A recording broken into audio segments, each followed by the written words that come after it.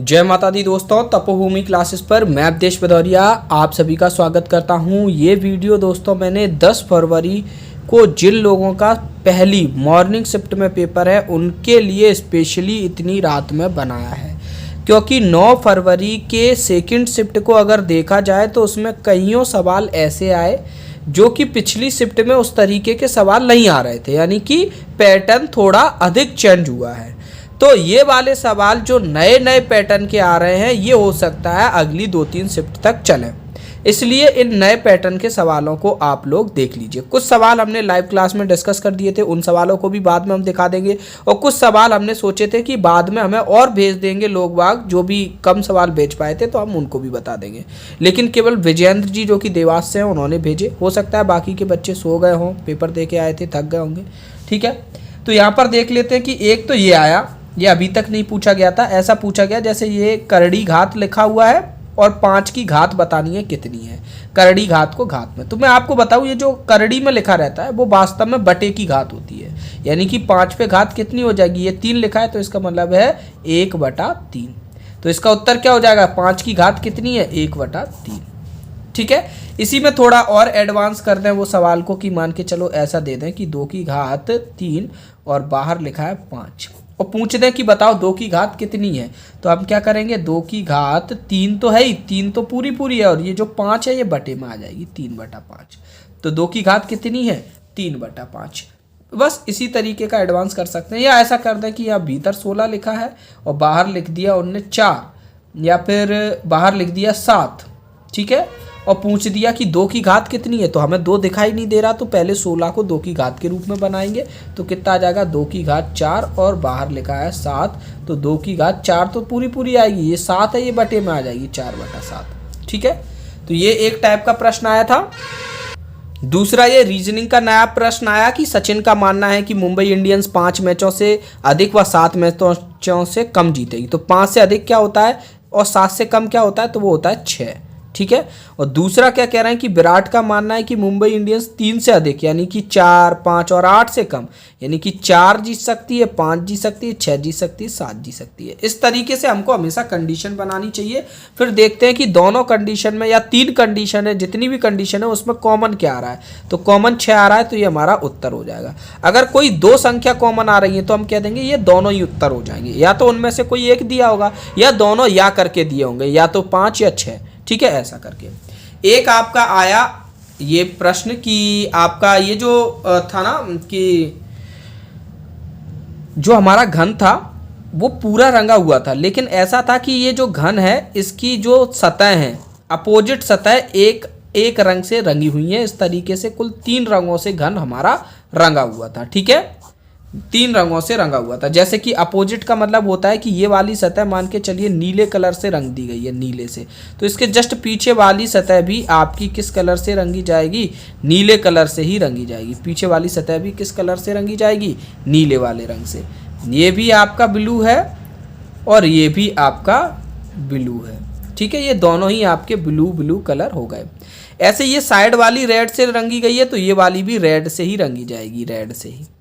अब उनने ये पूछा है कि ऐसे ही ऊपर वाली किसी और कलर से, नीचे वाली भी किसी और कलर से, और उनने ये पूछा है कि ऐसे कितने फलक बनेंगे, ऐसे कितने छोटे घन कटेंगे। जब हमने इनसे काट के छोटे घन बनाए तो ऐसे कितने छोटे घन होंगे जिसकी फलक पर, जिसकी 3 फलकों पर अलग अलग रंग हो। तो आप कोई भी कोना ढूंढ लेना, हर कोने पर आपको तीनों रंग मिल जाएंगे। देखो, ब्लू ये, रेड ये, और यहाँ पर ये जो भी था ब्लू ये था, ऊपर जो भी किया था ग्रीन किया था, मान के चलो ग्रीन, और रेड ये तो दिए। ऐसे दूसरे पे करोगे, यहाँ पर भी ये देखो ग्रीन, ब्लू, रेड, मतलब हर कोने पर आपको तीनों रंग मिल जाएंगे। तो आपका आंसर 8 ही आ जाएगा कि 8 फलक ऐसे थी जो कि हमारे अलग अलग रंग से रंगे हुए थे। अब देखो 2 फलक के लिए पूछा जाएगा कि 2 फलक आपके अलग अलग रंग से रंगे हुए हैं। वैसे अगर पूछा जाए कि 2 फलक अलग अलग रंग से रंगे हैं, ऐसे कितने फलक होंगे, तो हमें पता है कि हम किस पे निकालते हैं, हमेशा लाइन पे निकालते हैं। टोटल लाइन है कितनी है हमारी, 12, और एक लाइन पर हमको कितना मिलता है, n-2, एक इधर का कम एक इधर का कम, तो 12 × n-2 हमारा टोटल आंसर हो जाता है। लेकिन यहाँ पर आपका एक स्पेशल प्रश्न पूछा जा सकता है, ऐसे पूछा जा सकता है कि वो पूछ देंगे कि वो फलक बताओ वो घन बताओ जिनकी दो फलकों पर, एक फलक पर नीला व एक फलक पर लाल, नीला व लाल का कॉम्बिनेशन है। तो हम क्या करेंगे कि केवल वो ही लाइन देखेंगे जहां पर नीला और लाल हो। देखो हम एक बार आपको सिखा दें कैसे करना है, ठीक है। अब वो वाली ही लाइन है, कैसे ढूंढेंगे, जैसे हमने अपोजिट में लिख दिया, ये रेड है, ये पूरा रेड है तो इसका अपोजिट भी रेड है। और नीला कौन सा है, मान के चलो ये ऊपर वाला नीला है, ऊपर वाला हमारा नीला है, ठीक है, ऊपर वाला नीला है। तो एक बात बताओ, एक तो ये वाली लाइन हमारे मतलब की है क्योंकि लाल से जुड़ी है और नीले से जुड़ी है, तो एक लाइन तो ये हो गई। ये वाली लाइन है, ऐसे ही एक लाइन यहाँ पे हो जाएगी, ये वाली लाइन लाल और नीले दोनों से जुड़ी है। ऐसे ये नीचे एक लाइन हो जाएगी, एक लाइन ये हो जाएगी, तो टोटल 4 लाइन ही बनेंगी। जहां 12 लाइनें बनती थी, अगर केवल कोई 2 कलर का कॉम्बिनेशन देख रहे हैं तो 4 लाइनें ही बनेंगी। 4 लाइनें बनेगी तो हमारा उत्तर क्या आ जाएगा, 4 × n-2, ये उत्तर हो जाएगा, ठीक है। तो ये भी मेरे हिसाब से समझ में आ गया होगा। और वैसे भी आपको पता है कि आपके 3 कलर हैं, 3 में से किन्हीं 2 को चुनने के आपके कितने तरीके हो सकते हैं, 3C2, ठीक है। किन्हीं 2 को चुनने के कितने तरीके हो सकते हैं, 3C2 यानी कि 3 तरीके हो सकते हैं। तो 12 में 3 का भाग दे दिया तो 4 लाइनें ही बचेंगी, ठीक है, किन्हीं भी 2 के लिए। तो किन्हीं भी 2 के लिए ये 4 इस तरीके का प्रश्न आ जाएगा। और बाकी का अगर आपको निकालना हो कि केवल एक फलक रंगा हो और केवल रेड हो, तो आपको पता है कि एक ये वाला फलक से निकाल लेना, एक ये वाले फलक से निकाल लेना। आपको पता है वो कैसे निकालते हैं, n-2 का स्क्वायर करते हैं और वहां पर भी कर देना, ठीक है। केवल 2 फलक होंगी जिससे लाल कलर की एक फलक रंगी हुई हमें मिल पाएगी। इसके अलावा एक 5वां प्रश्न आया था जिसमें क्या था कि नवजात शिशु की आयु को लेकर प्रश्न आता था कि मतलब पहले केवल माता पिता थे हैं, और पहले केवल लड़का और हस्बैंड वाइफ थे और उनकी एज इतनी थी, फिर कुछ साल बाद बच्चा भी हो गया था, उसके बाद एज इतनी हो गई तो बच्चे की आयु बताओ। तो उसके लिए मैंने एक वीडियो आपको शेयर कर दिया है, उस वीडियो से बाहर कुछ भी नहीं जाएगा, उसको कवर कर लेना। अब हम देखते हैं, कुछ और प्रश्न थे जिनको हम लाइव क्लास में सॉल्व करा चुके थे। अगर आपने अभी तक वो नहीं देखे हैं तो उनको देख लो केवल, ठीक है, और फिर PDF में उनका सॉल्यूशन आपको मिल जाएगा। एक ये सवाल आज नए टाइप का आ गया कि 459 लड़कों का खर्चा X रुपए है, 36 लड़के और आ जाते हैं, प्रत्येक लड़के पर होने वाले औसत खर्च में 1 रुपए की कमी आ जाती है। यानी कि प्रत्येक लड़के पे जो हो रहा था खर्चा, जैसे पहले मान के चलो हर एक बच्चे पे 20 रुपए खर्च हो रहे थे, तो फिर हर एक बच्चे पे 19 खर्च होने लगे, लेकिन लड़के ज़्यादा आ गए ना, तो फिर हमारा टोटल खर्च भी कुछ बढ़ गया। तो शुरुआत में रहने वाले लड़कों पर कितना पैसा खर्च होता था, तो हमने मान लिया था कि वो A रुपए खर्च होता था, तो 459 टोटल खर्चा था। बाद में A-1 रुपए खर्च होने लगा क्योंकि प्रत्येक पर 1 रुपए कम होने लगा, तो टोटल खर्चा कितना हो गया। यहाँ 495 कैसे आया, पहले 459 लड़के थे, अब 36 बढ़ गए तो बढ़े हुए लड़के लिख दिए। हमें पता है कि ये जो बाद का टोटल खर्चा है ये ज़्यादा है पहले वाले टोटल खर्चे से। कितना ज़्यादा, 81, तो बाद वाले में से पहले वाले को घटा दिया, 81 आना चाहिए। यहाँ से A का मान आ गया, A का मान आ गया। अब हमें निकालना क्या है कि शुरुआती खर्चा कितना था, तो 459 में A का गुणा कर दिया।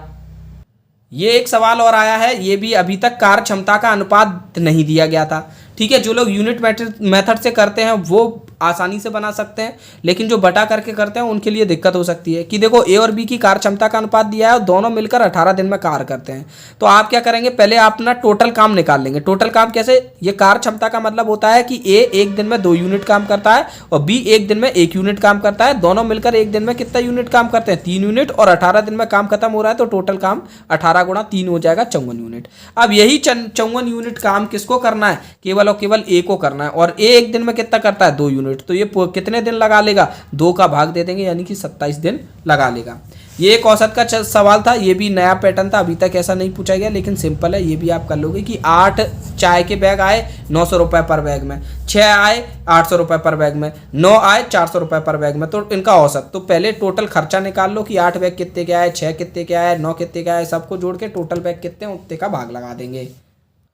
क्षेत्रमिति में काफी बदलाव आया है। देखिए समचतुर्भुज के बारे में ही देख लो, 2 विकर्णों का पहले तो परसेंटेज दे दिया, यानी परसेंटेज पूछ लिया कि एक दूसरे का इतना है। इससे पहले तो हम इनका अनुपात निकालते हैं, फिर क्या किया, D1 और D2 को जोड़ के बता दिया दोनों विकर्णों को। इससे क्या है, दोनों विकर्णों की लंबाई निकालनी पड़ी। अनुपात मिल गया, जोड़ मिल गया, लंबाई निकाल ली। देखो ठीक है, अनुपात मिल गया 3/2, ठीक है, और उनका जोड़ मिल गया, तो वहां से हमने दोनों को निकाल लिया। दोनों को निकालने के बाद क्या करते थे, समचतुर्भुज है, दो विकर्ण पता है तो भुजा कैसे निकालते थे, काट देते थे, यहाँ समकोण बनाते थे, उसके माध्यम से निकालते थे। यानी कि एक ही सवाल में आप देख रहे हो परसेंट आपसे पूछ लिया, ठीक है, आपसे अनुपात का विभाजन पूछ लिया, उसके बाद फिर समचतुर्भुज का आपको बनता है चीजें कि नहीं बनती वो भी पूछ ली, उसकी प्रॉपर्टी आती है कि नहीं आती, फिर पाइथागोरस भी लगवा ली। यानी कि गागर में सागर भरने वाला सवाल है, तो ऐसे सवाल जरूर आगे बढ़ेंगे। क्षेत्रमिति में आज एक बेहद महत्वपूर्ण बदलाव आया है, वो ये आया है कि आपका मीटर स्क्वायर को सेंटीमीटर स्क्वायर में बदलना। यानी कि मतलब जो क्षेत्रमिति के मापन है, देखो अक्सर क्या होता है, ये जब एक विमा वाला परिवर्तन होता है तो सभी लोग आसानी से कर देते हैं कि 1 किलोग्राम को ग्राम में बदलना है तो 1000 ग्राम, 1 किलोमीटर को मीटर में बदलना है तो 1000 मीटर, 1 मीटर को सेंटीमीटर में बदलना है तो 100 सेंटीमीटर। आसान है, लेकिन जब हम क्षेत्रफल को बदलते हैं तो यहाँ पर हमको क्या करना पड़ता है, वो थोड़ी अलग विधि हो गई। तो ये आप देख लीजिएगा, ठीक है, ये 2 सवाल आए थे, ठीक है, दोनों में सेंटीमीटर स्क्वायर को मीटर स्क्वायर में चेंज करना था। एक ये रोलर वाला नया टाइप का सवाल आया था कि देखो 60 सेंटीमीटर रोलर की त्रिज्या थी, ऊंचाई उसकी इतनी थी, ऊंचाई यानी कि ये लंबाई उसकी, जो भी रोलर को अगर ऐसे लेटा देंगे तो वही ऊंचाई लंबाई हो जाएगी, और 200 चक्कर ग्राउंड पे लगाएं तो कितने वर्ग मीटर क्षेत्र को समतल करा। एक तो देखो इसमें क्या है, सबसे पहले तो आपको उसका वक्र पृष्ठ पता होना चाहिए कि वो एक घुमाव में अपने वक्र पृष्ठ के बराबर क्षेत्रफल कवर करता है। तो वक्र पृष्ठ का फॉर्मूला पता हो, फिर 200 चक्कर लगवा के उसका एरिया निकालोगे, उसके बाद ये सेंटीमीटर को मीटर में चेंज करना। यानी कि इसमें भी काफ़ी चीज़ें उन्होंने मिक्स कर दी हैं। अगला एक रीजनिंग का सवाल था, ऐसा सिटिंग अरेंजमेंट आज पहली बार आया है कि गोल घेरे में बिठाया हो, केंद्र की ओर देख रहे हो, तो लेकिन ये सिटिंग अरेंजमेंट काफ़ी सरलता आप लोगों से बन जाएगा। एक ये तो हालांकि शुरुआत में भी पूछे गए थे कि न्यूनतम पूर्ण वर्ग संख्या जो इतने इतने से पूर्णतः विभाजित हो। तो सबसे पहले तो एलसीएम निकालते हैं इनका, और फिर एलसीएम में कुछ रह जाता है तो उसको पूर्ण वर्ग बनाने की कोशिश करते हैं। जैसे मान के चलिए एलसीएम में केवल एक बार 7 आया, तो हम एक 7 का और गुणा कर देंगे तो ये पूर्ण वर्ग हो जाएगा, तो वो संख्या भी बढ़ जाएगी। हालांकि इसके ऑप्शन सही नहीं थे, कोई दिक्कत वाली बात नहीं है। ये वाले सवालों के लिए तैयार रहना, ये स्क्वायर स्क्वायर माइनस स्क्वायर, ये 4 सवाल आए थे इस टाइप के बताए जा रहे हैं, ठीक है, लेकिन एक ही सवाल हमें मिल पाया और किसी ने भेजा नहीं। और ये सवाल तो हम मिश्रण के तीसरे पार्ट में आपको कराई चुके हैं, हालांकि इसकी भी कैलकुलेशन थोड़ी हाई जाती है, तो आप तैयार रहना। ये दूसरी शिफ्ट के जितने भी प्रश्न थे ये सब नए नए टाइप के प्रश्न आए थे, इनमें कैलकुलेशन भी काफ़ी हाई थी, इसलिए आप लोगों का जो एग्जाम है अच्छे से दीजिएगा, टेंशन फ्री होकर दीजिएगा। ये जो भी नए पैटर्न थे हमने देख ही लिए, एक आध और कोई नया पैटर्न आया तो वो आप लोग कर भी दोगे, ठीक है। ऑल द बेस्ट, धन्यवाद, जय माता दी।